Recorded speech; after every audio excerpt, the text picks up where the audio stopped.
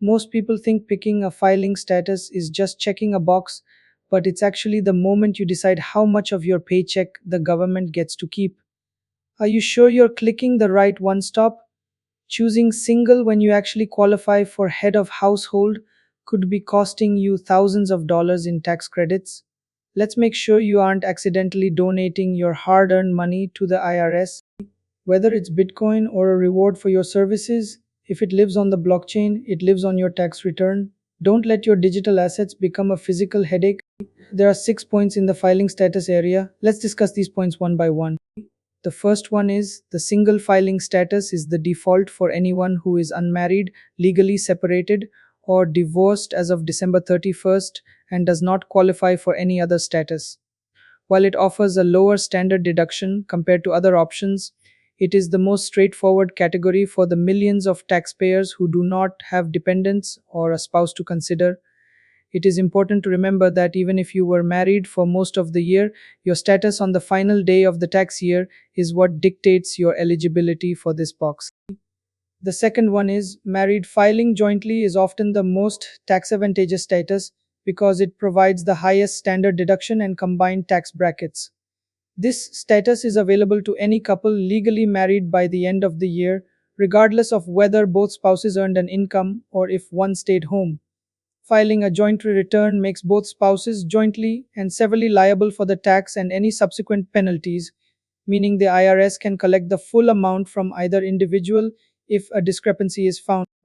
The third one is married. Filing separately is a choice typically made when spouses want to keep their tax liabilities independent or when specific tax strategies, such as certain student loan repayment plans, make separate reporting more beneficial.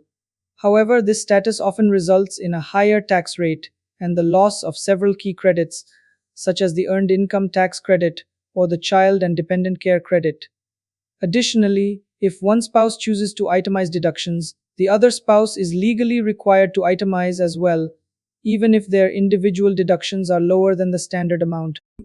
The fourth one is head of household is a status designed for unmarried individuals who provide a home for a qualifying person, such as a child or a dependent parent. To qualify, you must have paid more than half the cost of maintaining the household for the year and be considered unmarried on the last day of the year. This status is highly beneficial because it offers a larger standard deduction and more favorable tax brackets than the single status. But it is also a frequent area of IRS scrutiny, particularly regarding the residency and support requirements of the qualifying person. The fifth one is qualifying surviving spouse is a specialized status available for 2 years following the death of a spouse, provided the surviving spouse has a dependent child and has not remarried. This allows the taxpayer to continue using the higher married filing jointly tax rates and standard deduction during a difficult transition period. To maintain this status, the taxpayer must provide over half the cost of a home that serves as the principal residence for their child for the entire year, ensuring that the household remains financially stable after the loss of a partner.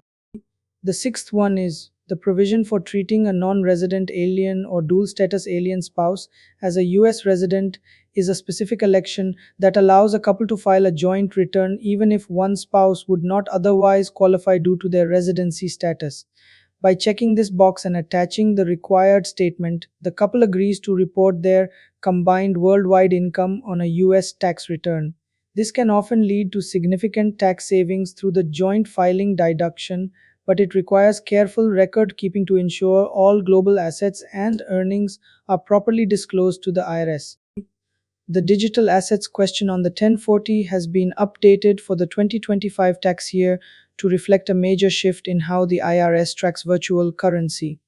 For the first time, taxpayers who sold or traded assets through a custodial platform will likely receive the new Form 1099-DA from their brokers, which reports gross proceeds directly to the IRS. While the presence of this form makes answering yes mandatory, it is important to note that many 1099-DA forms issued for 2025 will not yet include your cost basis. This means you still carry the primary responsibility for calculating your own gains or losses by reconciling your purchase records and transaction history. Even without a form, you must check yes if you received assets as a reward, used crypto to pay for services, or swapped one token for another, as these are all taxable dispositions that the IRS is now monitoring more closely than ever.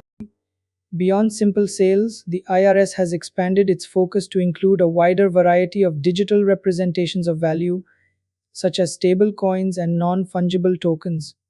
If your only activity was purchasing Bitcoin with US dollars and holding it in a private wallet, or transferring your own assets between two wallets you control, you can still answer no to the question. However, the introduction of standardized broker reporting means that the wait and see approach to crypto taxes is over. Accurate reporting now requires a proactive approach to record keeping, ensuring that every airdrop, staking reward, or exchange is documented with its fair market value at the time of the transaction to avoid potential audits or penalties in this new era of digital transparency. Choosing the right filing status is your first and most effective tax saving move.